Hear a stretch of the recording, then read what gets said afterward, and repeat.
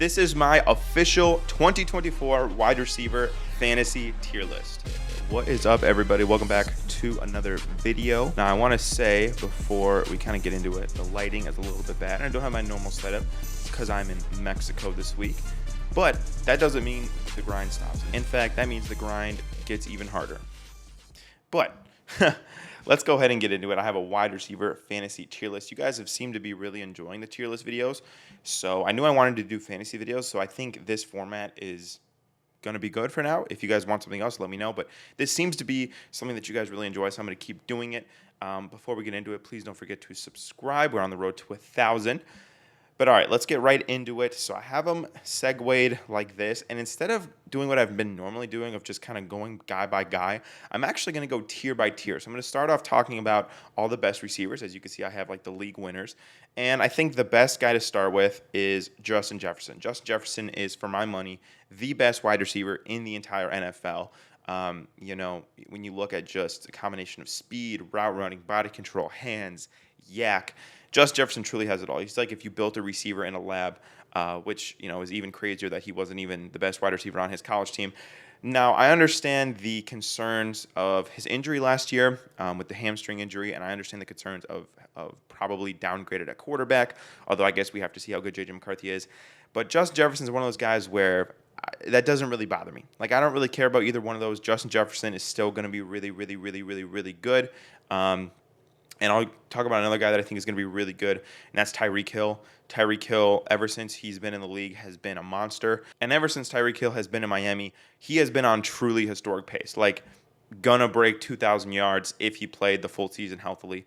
I think it's probably time, before I continue, to name some of my criteria. So first of all, obviously, you have to be productive. I'm going to knock points if you're injured all the time. I would knock points if your offensive situation isn't good. So if you have a bad offensive play caller or your quarterback sucks.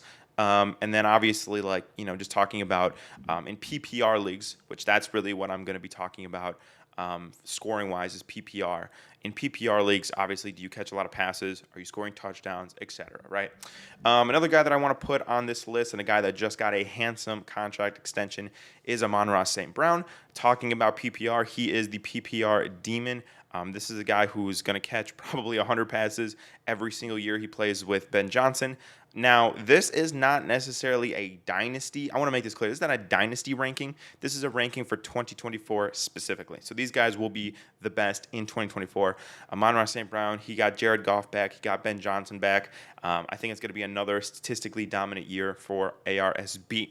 Next, we have another guy that I think is going to be insane in 2024, and that's CeeDee Lamb. I'm actually going to put him a tier above, a player above Amon-Ra St. Brown. CeeDee Lamb last year was fantastic. I mean, I thought he had a serious conversation for Offensive Player of the Year. I think he could be a favorite for it this year as well. CeeDee Lamb, just the body control, just the yak, the way that he meshes with Dak Prescott. There is just so much to love here. He went on for 1,800 yards last year. The Detroit game, he was just a fucking maniac. I love CeeDee Lamb. He's going to be great. He's going to be a guy that if you have one of the guys in this tier, quite literally, you can feel confident that you can win your league. That's just how impressive that these guys are. I'm looking for my next guy. Ja'Marr Chase is obviously another guy like that. Now, missed time last year. I think injuries are a concern both for him and for Joe Burrow, his quarterback. But to be fair, the Bengals have one of the better backups in Jake Browning. So if Burrow does go down again, I think he'll be able to get the ball to Ja'Marr Chase. But truthfully, what else can you say about Ja'Marr Chase? He's freaking awesome. He just added so much explosiveness to that Bengals offense. And when he's on the field, the Bengals offense is top 5 in the NFL. And then this might be ballsy, but I am going to add a rookie to this tier, Marvin Harrison Jr. I think that's how high I am on him. He's got a good quarterback in Kyler Murray. He is probably the only legitimate receiving threat on this offense outside of Trey McBride. I really do think that if Kyler Murray is able to stay healthy, Marvin Harrison could have 1,300, 1,400 yards in his rookie season. I think that's how good he is. He's truly fantastic. And Arizona got themselves a future All-Pro, unfortunately. And then one more guy I'm going to put in this list, and I got to find him right here, Puka Nacua. Last year, I know some people are going to say, oh, it's a one-hit wonder. Oh, the league's going to adjust. What I saw from Puka Nacua last year was not, your typical one-hit wonder stuff. Now, obviously, he was blessed to have a healthy Matthew Stafford for the whole year. We don't know if that's going to be the case again this year, but he still has Sean McVay, who is amazing. He was still, I mean, just phenomenal as a rookie. You saw the way he was able to find the open spots in zone, his hands, his yards after catch ability. I remember week 1 when he just destroyed Seattle. I was like, oh my God, we're getting, destroyed by this 5th-round rookie. And I felt better as the year went along, knowing that it was Puka Nacua who was having a fantastic year, had the greatest rookie season, bar none, in NFL history for receivers. I'll say that. I think Puka Nacua is truly special. I believe he belongs in the league winner tier. Another guy that I almost forgot about to put in league winner, A.J. Brown. A.J. Brown is a freaking monster. Now, I know the Eagles' offense was a little bit stagnant at times last year, but I truly, truly believe that A.J. Brown is just one of those wide receivers where it just doesn't matter the circumstance, it does not matter the quarterback or the flow of the offense. He's going to be able to make huge plays. He's such a big, strong, and physical threat. I mean, you saw the way he was just bullying DBs last year. It was truly, truly a work of art. A.J. Brown, he's got a good quarterback. I think he has a better offensive coordinator. So the situation aligns pretty well for A.J. Brown. I think he's still, a borderline league winner. All right, now let's get into the second tier right here. And I want to say, so these are obviously guys that I think you feel really, really good about, giving you a good chance to win your league, right? The second tier are guys that I think are very, very good as well. Maybe not as good as tier 1, but they are very, very good. Let's start with Brandon Aiyuk. Brandon Aiyuk has had back-to-back top 15 finishes at wide receiver.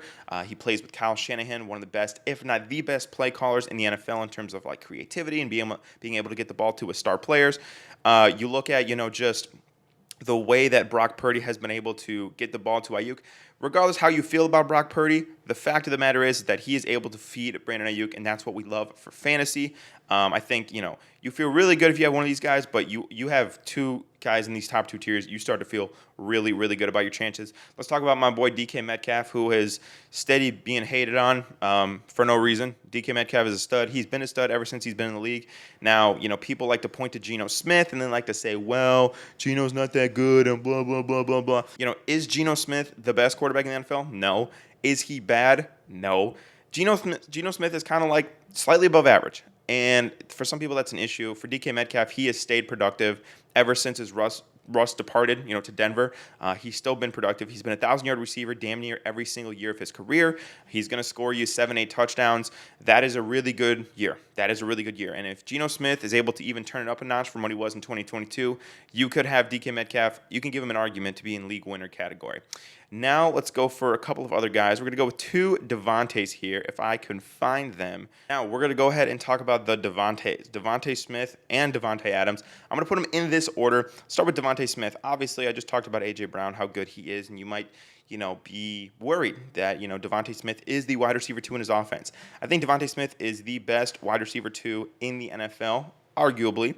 And I think that despite being the second guy on the depth chart, he produces like a 1. I mean, he's been a borderline 1,000-yard receiver almost every single year. This is the guy who is able to, score touchdowns. And despite his very lean, very skinny frame, he has pretty much avoided getting hurt quite often. Davante Adams is kind of on the opposite end. He is clearly the wide receiver 1. He is the alpha dog. I hated saying that out loud. In Vegas. You look at what he's been able to do over the course of his career. One of the best receivers of our generation. I don't think that that's an argument. Is he at the peak of his powers? No. He does not have a good situation around him, I don't think, either. I think the quarterback situation in Vegas is ass. I hate his offensive coordinator. So, unfortunately, that does him no favors. But it's still Davante Adams, and he'll still be, productive no matter what. Now let's talk about another Alabama receiver in Jalen Waddle. Jalen Waddle is really kind of hit or miss for me. His hits are home runs. And there'll be days where he goes off. He's got like 10 catches, 130 yards, and 2 touchdowns. That's going to happen. But he is not he's not a consistent producer like Tyreek Hill is. But being in the offense that he's in with Mike McDaniel, Tua, is a decent point guard, able to get the guys the ball. He can't have massive games. So, you might be worried because Jalen Waddle will put up a few clunkers here and there, but I think his good games will balance out his bad games, and he will have probably over 1,000 yards this year if he fully stays healthy. Now let's talk about another guy. Talk about a guy by the name of T. Higgins. Here we are, T. Higgins. He also belongs up here as well. We're talking about some number 2 receivers. Him, Waddle, Devontae Smith, those are like the top 3 wide receiver 2s in the NFL, I believe. T. Higgins is a jump ball specialist. He's a guy that will score you touchdowns. Is he, like I said, is he going to catch as many passes as Ja'Marr Chase? No. Is he going to be a vocal point of the offense like Ja'Marr Chase? No. But as I alluded to, Ja'Marr Chase, missed time last year, and I think T. Higgins really stepped up in his absence. They also both have Joe Burrow, which really helps, and Zach Taylor is a fine head coach. So T. Higgins, I think, is a really, really solid wide receiver 2 option. Now let's talk about Garrett Wilson, who, despite Aaron Rodgers blowing his Achilles 3 plays into the year, Garrett Wilson was still a dog last year, and he's been a dog, his first 2 years in the NFL, won Rookie of the Year in 2022. I'm very, very excited what he can possibly do with a healthy Aaron Rodgers.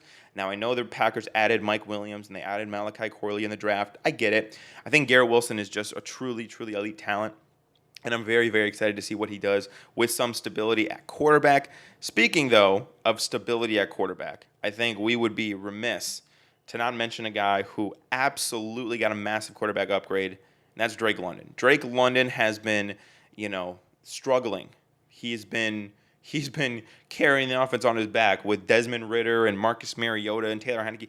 Well, now he's got some stability. He's got Kirk Cousins. And even if Kirk Cousins isn't what Kirk Cousins, has been in years past, they drafted Michael Penix. So I think both in the short term and in the long term, Drake London has a lot of opportunity to succeed in this Falcons offense, having a quarterback that can facilitate him the ball well. Very, very excited to see what he's going to be able to do. And honestly, I think he could be over a 1,000-yard receiver. Similarly to a guy like George Pickens, who is getting a quarterback upgrade. I don't think he's getting as massive of a quarterback upgrade as Drake London is, because the lows were so low, and Kirk Cousins is a really solid guy. But with George Pickens, you're getting guys in Russell Wilson and Justin Fields who got to be way better than Kenny Pickett. Kenny Pickett was putrid last year. George Pickens showed a lot of flash, a lot of promise last year. I'm excited to see what George Pickens can do with Russell Wilson / Justin Fields. I don't know who's going to take the majority of snaps for Pittsburgh next year, but I know either one of them should be better than Kenny Pickett. So that should be promising for George Pickens regardless. Now let's talk about another guy who got a massive quarterback upgrade. Are you seeing a theme here? DJ Moore. I'm going to go ahead and throw DJ Moore. I'm going to rearrange the list a little bit. I'm going to throw him above Jalen Waddle, above Devontae Smith. I'm going to probably do that. I'm going to do it like this. DJ Moore, went off last year. The first time in his career he had a somewhat legitimate quarterback in Justin Fields. He had 1,300 yards. And, the Bears, they're going to spread the ball around a little more evenly. They signed DeAndre Swift, who's a pass-catching running back. They signed Keenan Allen, and they drafted Rome Odunze. Do I think he's going to get the volume he did last year? No. But he'll have a better quarterback. And that, that goes a long way. Caleb Williams, I am fully confident, even in year one, will be better than Justin Fields has been probably throughout his whole career. I'm very excited to see what DJ Moore is going to be able to do in this new look Chicago Bears offense, which still sounds crazy to say out loud, but whatever. I'm just kind of I'm waiting. I'm waiting patiently. And then the last guy I'll put in this tier is Zay Flowers. When you're the favorite target of the NFL MVP, 2-time NFL MVP Lamar Jackson, obviously you're going to be pretty high. I thought Zay Flowers had a great rookie year, other than the AFC Championship game, and other than that, I think that he's very productive. I think Zay was very productive. He was able to get a lot of first downs. He's able to keep the chains moving. He did have some yak as well. They found creative ways to get him the ball, like on that end around against the Chargers. I think Zay Flowers he's got a lot of potential going into year 2. Now let's talk about tier 3. These are guys that, they're decent on their own. They do have upside, so they could reach maybe some of these higher tiers. But until we kind of see something different, I think they probably land in this tier 3 category. Jordan Addison scored 11 touchdowns as a rookie. Really, really good. However, he's still the wide receiver 2 to Justin Jefferson. Justin Jefferson missed about half the year last year, which, definitely benefited Jordan Addison's fantasy numbers. And he got a massive downgrade at quarterback, in my opinion. So I'm going to put him in tier 3 to kind of see where we'll engage. And then depending on how the year goes, maybe we move him up a little bit. Cooper Kupp is another guy that I'm going to put down here. I'm just a little bit lower on Cooper Kupp than I've been in years past. Last 2 years kind of burned me. He was not, I think, the game changer that he was back in, 2022, 2021, whatever it was. Yeah, 2021.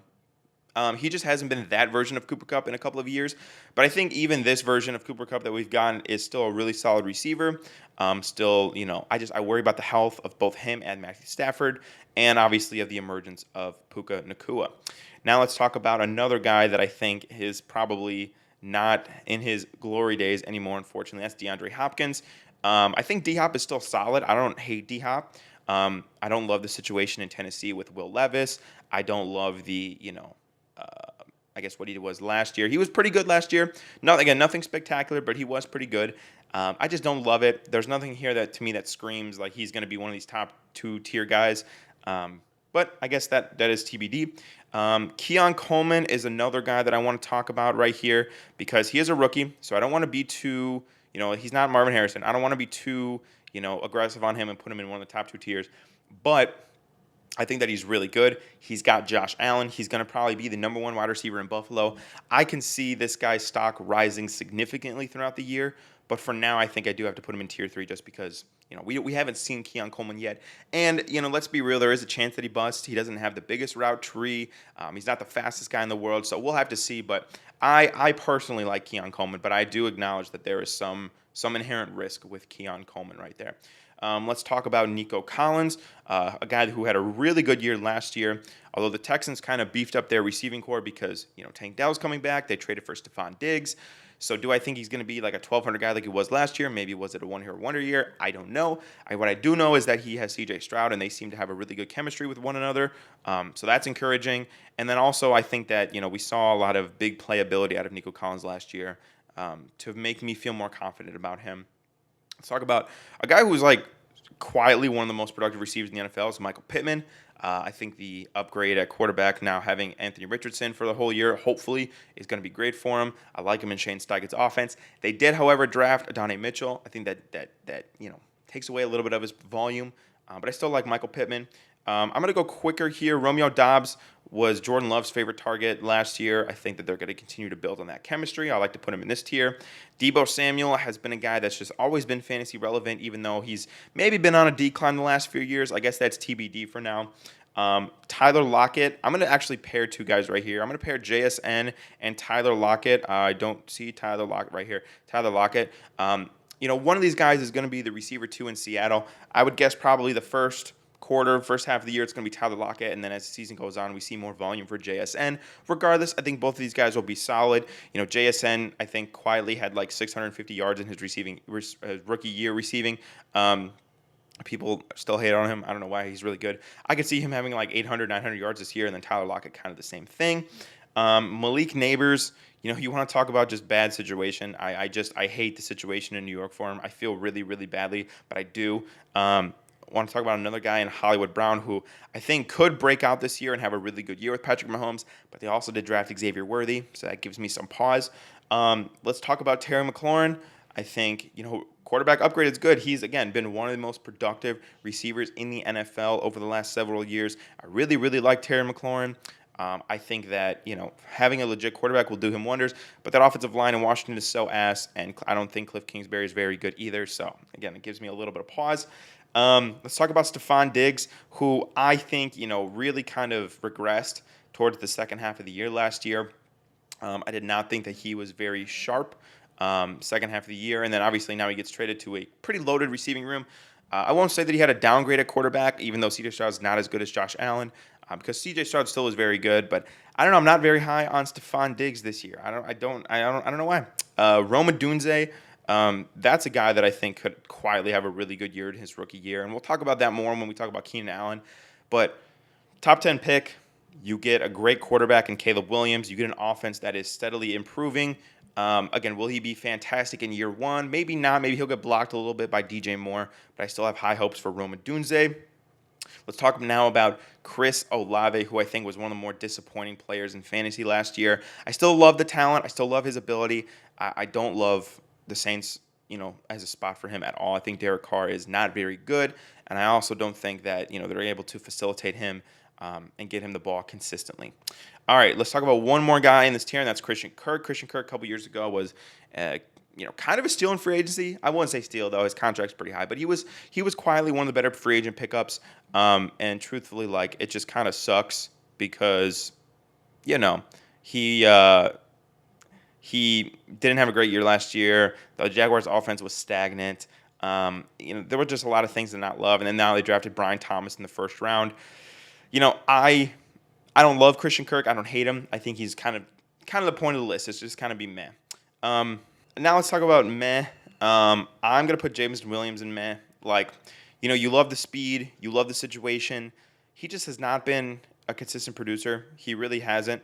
and it kills me to say, but I think that we might be approaching bust status with Jameson Williams. Remember, he was a top 10 pick a couple years ago. Really just has not put it together. But again, there is some ability with the speed and with the system and everything like that, but I don't love it. I don't love it. Jerry Jeudy's another guy that I think, you could put in there. Maybe if you really like him, you can bump it up. But I just have burned by Jerry Jeudy too many times. Now he's going to Cleveland. He's going with Deshaun Watson, who was terrible last year. I don't love it. I do. I think they believe in him because they gave him that big contract, but I just don't know. Ladd McConkey is a guy that I think could be meh year one, of course.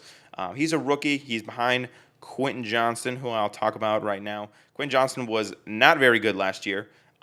He will get some more opportunity. I don't think he's just going to be buried on the depth chart, but he needs to step it up. That's for sure. Another guy in Keenan Allen. Keenan Allen, by the end of the year, is probably going to be receiver 3 on the Bears. He's also dealt with a lot of injuries because, of his age. And unfortunately, that's probably what scares me away at this point.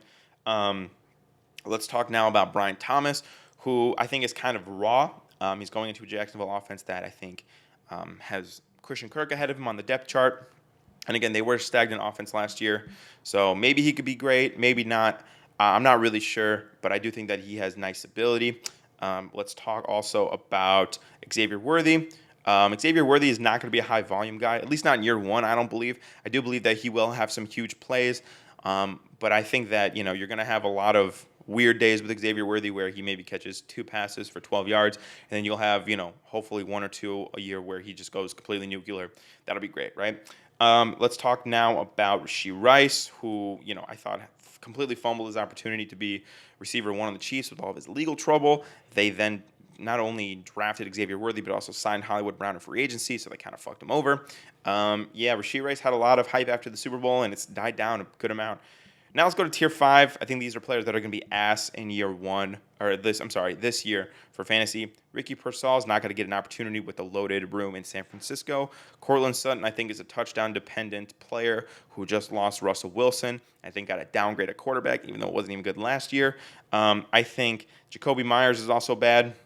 And Treylon Burks is damn near getting cut. And I forgot to put Curtis Samuel in the meh category. So this is my tier list. Let me know what you guys think in the comments down below. And I will see you guys in the next video. Peace out.